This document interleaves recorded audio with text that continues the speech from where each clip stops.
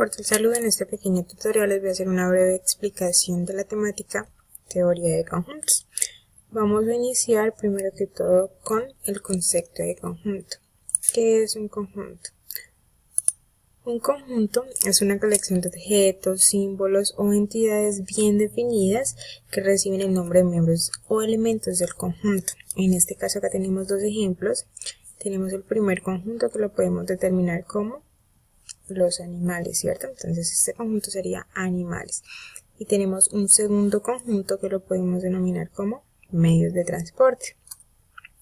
Seguimos con la representación de conjuntos. ¿Cómo podemos representar nosotros un conjunto?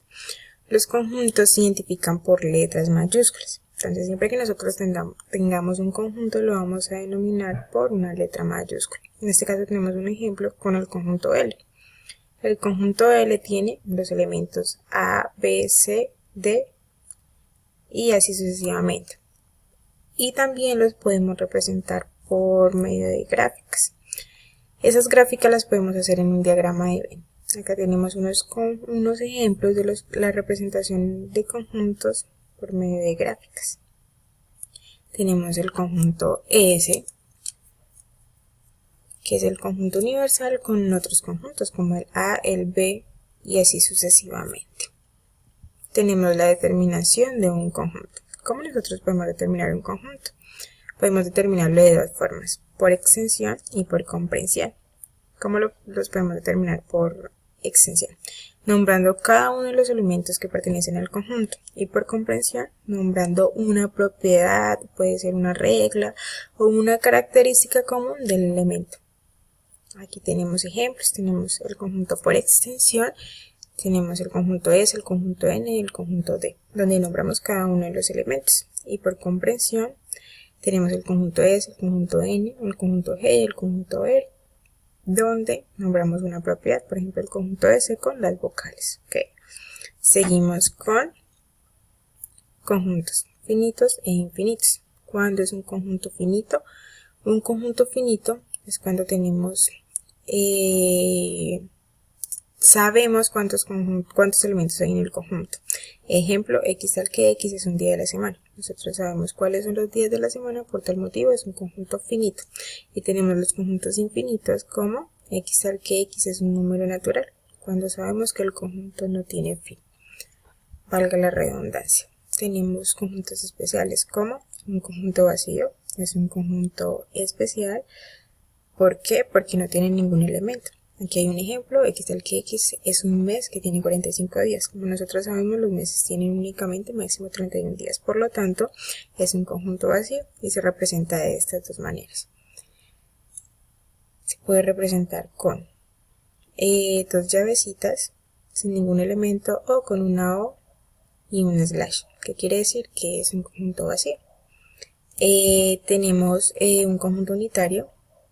Un conjunto unitario es cuando tenemos un solo elemento dentro del conjunto. En este caso tenemos un ejemplo que es el conjunto C con el único elemento que es Juan. O tenemos el conjunto V con el elemento x tal que x es un primo par. En este caso acá tenemos entonces el ejemplo. Seguimos con el conjunto universal. Aquí nos dice que el conjunto universal es un conjunto que se piensa que hay que tener en cuenta la naturaleza de los elementos del conjunto A, también pertenecen al conjunto más grande, el cual se llama universal. ¿Eso qué quiere decir? Que dentro de un conjunto hay elementos. Esos elementos pertenecen a otro conjunto más grande, que es el conjunto universal. En este caso aquí tenemos a que es un conjunto. Dentro de ese conjunto tenemos tres elementos: el elemento A, el elemento E y el elemento O.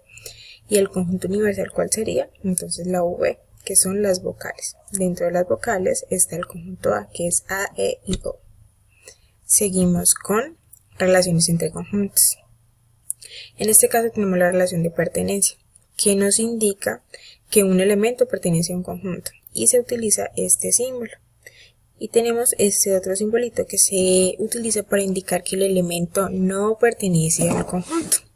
Y acá tenemos los ejemplos. X pertenece al conjunto A, X no pertenece al conjunto A. Seguimos con la relación de inclusión. Un conjunto A es un conjunto A es un contenido, está contenido en un conjunto B si todo elemento del conjunto A pertenece también al conjunto B. En este caso tenemos un ejemplo, el conjunto C está contenido en este conjunto D. ¿Por qué? Porque todos los elementos del conjunto C están o pertenecen en el conjunto D. ¿Eso qué quiere decir? Que C está contenido en D. Aquí tenemos los conjuntos disyuntos, que son cuando dos conjuntos no tienen ningún elemento en común. ¿Eso qué quiere decir? Que A es diferente de B y B es diferente de A. No hay elementos en común. En este caso el 7 y el 9 no están en el conjunto B, por lo tanto no comparten elementos.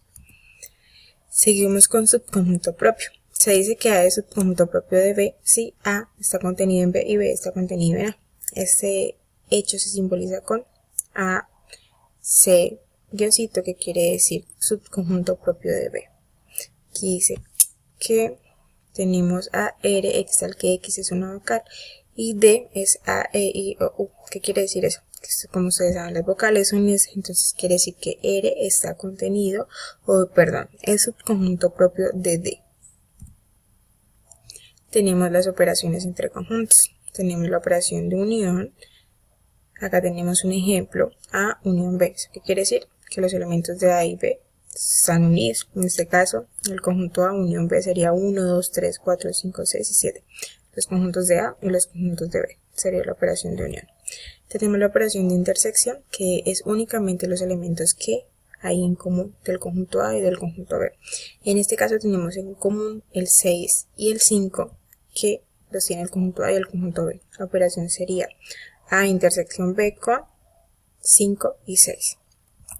Seguimos con la diferencia. ¿Eso qué quiere decir? A diferente de B. X tal que X pertenece a A y X no pertenece a B. O sea que aquí serían todos los conjuntos de A que no, todos los elementos de A que no pertenecen a B. En este caso el elemento quedaría A diferencia de B es igual a 1, 2, 3 y 4. Tenemos diferencia simétrica. A diferencia simétrica de B es igual a X tal que X pertenece a A o X pertenece a B y X no pertenece a intersección C. ¿Eso qué quiere decir? Que sean todos los elementos de A y B que no tienen intersección.